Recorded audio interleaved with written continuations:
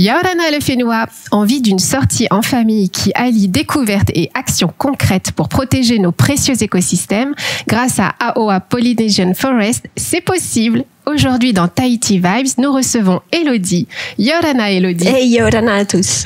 Qui es-tu ? Qui je suis ? Ben moi je suis une passionnée de biologie végétale, j'adore les plantes et c'est vrai que j'ai eu un parcours professionnel qui est passé par plein de choses parce que je m'intéresse à beaucoup de domaines, mais depuis peu je suis revenue dans ce qui fait ma fibre, c'est les végétaux et l'étude et la protection des forêts. Super. Et donc là vous avez créé la première forêt éducative de Polynésie française avec Christophe Balzan, c'est ça ? Et oui, voilà. Alors, Christophe Balzan, c'est le monsieur qui est à l'origine du projet AOA Polynesian Forest, donc dont le cœur de métier c'est la restauration de la biodiversité. D'accord. Et effectivement, il nous paraissait important de sensibiliser les gens à ce qui se passe dans les vallées.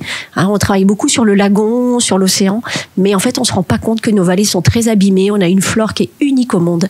Et donc, du coup, voilà, on s'est dit, on va créer la première forêt éducative pour justement inviter les gens à venir dans la vallée, découvrir et redécouvrir la flore, voir comment elle a évolué et ce qu'on peut faire pour la protéger. Et oui. Et donc, vous aidez à tester nos connaissances sur la biodiversité, reconnaître les plantes exotiques envahissantes, aussi, les espèces endémiques et indigènes. Tu peux nous expliquer ce que c'est ? Parce qu'on entend souvent le mot biodiversité. Alors, avec des mots simples. Ah oui, la biodiversité, ça peut se lire à plusieurs niveaux. Ça va être l'ensemble, la biodiversité, l'ensemble des êtres vivants qui sont sur la Terre et tous les liens en fait qu'il y a entre eux. Donc on peut avoir une biodiversité en termes d'écosystème. On va dire par exemple une forêt, c'est un écosystème particulier avec une biodiversité particulière. D'accord. Le lagon, ça va être un autre écosystème. Okay. Et c'est après, voilà, on a une biodiversité qui se lie à la fois dans les espaces, mais après aussi dans les individus. D'accord.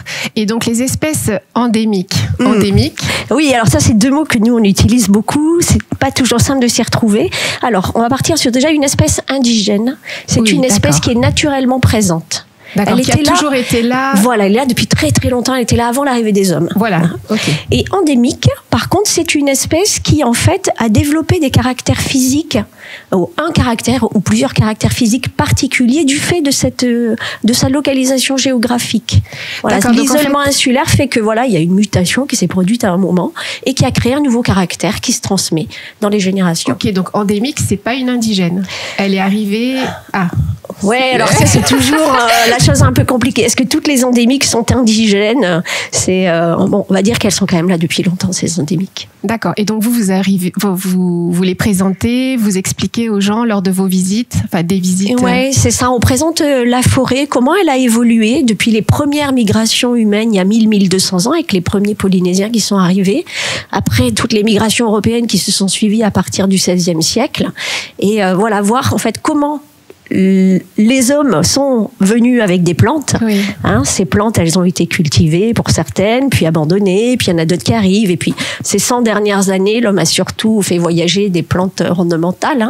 Oui. C'est vrai qu'on a un peu tout ce qu'il faut aujourd'hui. Les plantes utiles ont moins d'intérêt qu'il y a 1200 ans. Heureusement qu'ils sont venus avec plein de plantes utiles sur leur pirogue.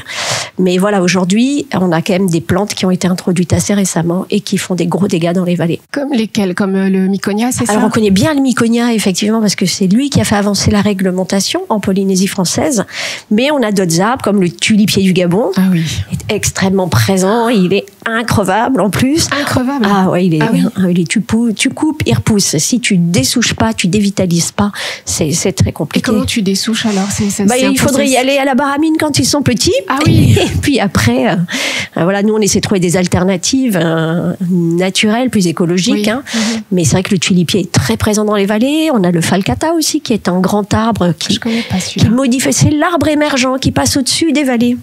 Qui est beau, quand on regarde une vallée, on voit ces arbres un peu, qui sont au-dessus. Comme des nuages, comme ça, un petit peu feuilletés. C'est ça, tout à fait. Alors oui, ils ont vraiment modifié la structure de la forêt en Polynésie, parce qu'ils rajoutent une strate. Donc ça entraîne des modifications aussi du comportement des oiseaux, des animaux qui vivent à l'intérieur. Et après, dans tous les niveaux, il y a une fougère en Polynésie qui est très envahissante. Après, on va avoir d'autres arbustes, comme le jasmin de nuit, qui est vendu un peu partout, qu'on trouve facilement, mais qui est quand même... Il est comment celui-là alors? Il a des fleurs qui ont un parfum le soir qui est très entêtant. Il a des fleurs. C'est envahissant. Oui, celui-là, il a un comportement envahissant. Donc vraiment, il faut éviter de l'acheter, de le planter. Alors quand tu dis envahissant, c'est-à-dire qu'il tue les autres espèces? Alors c'est pas qu'il va la tuer directement. C'est qu'en fait, il a des capacités de multiplication qui fait que quand il arrive dans un espace, enfin cette plante, quand elle arrive dans un endroit, elle va être capable de former de se mettre en grande quantité, d'occuper l'espace. En fait, elle prend l'espace aux plantes qui étaient naturellement présentes. Ah oui, pas sympa ça. Non. Et puis je vois que vous faites aussi découvrir les plantes tinctoriales. Oui, l'idée c'est ça, c'est dans cette forêt éducative, c'est de raconter des histoires et de présenter la flore, pas forcément que celle qui était indigène ou endémique, mais voilà celle qui est liée à l'homme. Donc les premiers Polynésiens sont venus avec différentes plantes utiles aussi pour la pharmacopée, pour les teintures, pour la construction. Donc les plantes tinctoriales, ça rentre dans ce projet qui est aussi un projet d'agroforesterie. En fait, c'est un laboratoire à ciel ouvert, cette forêt éducative. On peut faire plein de projets. Donc, voilà, on a décidé d'y mener des petites études d'agroforesterie en mélangeant des plantes utiles à des plantes indigènes endémiques, voilà, qu'on réintroduit pour la restauration. Et donc les plantes tinctoriales, effectivement, vont faire partie de ce programme. Et celles des épices aussi. Et les épices. Et on peut les goûter ou c'est pas... À terme, oui. Il va falloir un petit peu de temps, parce que là, on plante tout juste. Donc dans les plantes à épices, on a effectivement tout ce qui va être cacao, café, ylang, poivre, cannelle aussi. On a planté des canneliers. C'est vrai que on ne sait pas trop voilà, d'où vient la cannelle. Oui. Donc ça sera chouette de pouvoir découvrir cet arbre-là aussi. Ah, donc c'est un arbre et on fait des copeaux, c'est ça? Ah, c'est voilà, l'écorce. C'est l'écorce qui est récoltée et qui est après mise à sécher et voilà, qui fait cette magnifique épice qu'est la cannelle. D'accord. Et donc j'ai vu que vous proposez donc ces visites-là qui se passent le week-end, c'est ça? Alors c'est vrai qu'on ouvre au public 2 samedis par mois la forêt éducative. Après, il faut nous contacter. On l'ouvre aussi sur demande à partir d'un certain nombre de personnes la semaine. Combien de personnes ? Bon, à partir de 10 en semaine, on peut l'ouvrir. Voilà, on l'a déjà fait. C'est ouvert aux écoles aussi ? Alors, toute la semaine, oui, c'est ouvert aux écoles. On a beaucoup d'écoles qui passent. Super. Donc ça, c'est génial. C'est un outil, en fait, pédagogique qui est quand même très, très chouette puisque on allie activités sportives, on est de plein air, on marche, on découvre la flore, on peut faire des mathématiques, on peut faire de la physique. Vraiment, c'est hyper transversal.